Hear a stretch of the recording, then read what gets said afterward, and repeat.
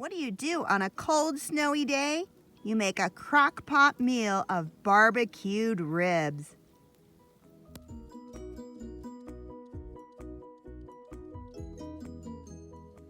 Good morning. My name is Deb from Just Do Something Homestead, and today I'm going to show you a crock-pot meal of barbecued short ribs. They start in the crock-pot, they cook all day, and they end in the oven with barbecue sauce. It just takes a few simple ingredients and you're going to fall in love with this recipe.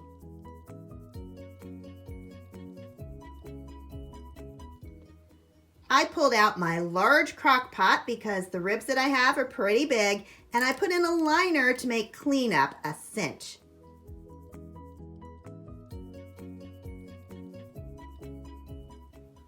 This recipe calls for 3 pounds of beef short ribs. The first thing we did was cut off all the excess fat from the outside of the ribs. I'll be using 4 seasonings for the dry rub: paprika, garlic powder, salt, and pepper.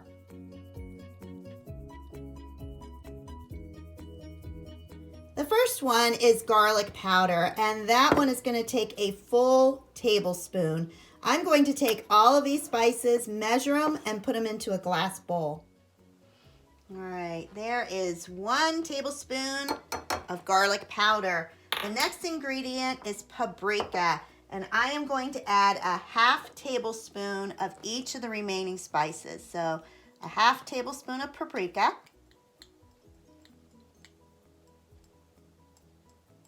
and I'm going to dump that into my glass container. Ooh, that works. Just like that. Next, I'm adding a 1/2 tablespoon of salt. This is pink Himalayan salt. And a little less than 1/2 tablespoon of pepper. I'm going to go about 1/2 of that, like that.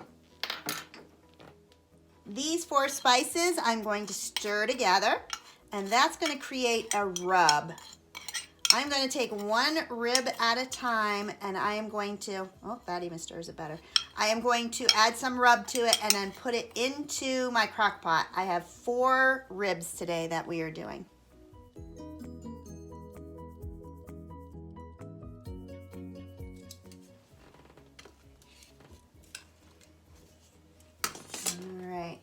I'm just going to sprinkle some of that spice on there, push it into the meat, put it on all sides.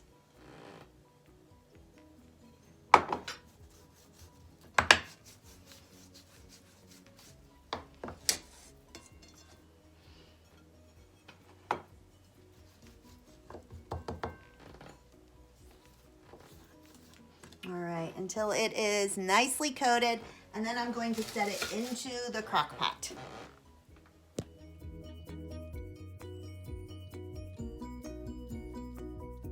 The last little bit of seasoning I had, I am going to sprinkle onto the crock pot. And then there's just 1 more ingredient to add, and that is liquid smoke. This is mesquite flavored liquid smoke, and I'm not going to measure it. I am just going to sprinkle it on top. Now, when you use this, you want to shake it up real well. So I shook it before I added it and squeeze it so it comes out a little bit faster. Get the ones down at the bottom, just like that. At this point, we are finished. I'm going to put on the lid, turn it on low for 8 hours, and let it cook all day long. I'll be back with you when the ribs are ready. It is almost time for dinner, and our ribs are ready. You want them as tender as can be. I am now going to put them on a baking sheet. See how tender they are. They literally fall off. I might pull the bone out. I'll see when we get it onto the baking sheet. I decided to remove the bones because if I gave it just the teeniest little tug, the bones came out. So what I am putting on my baking sheet is just the meat. It is boneless ribs.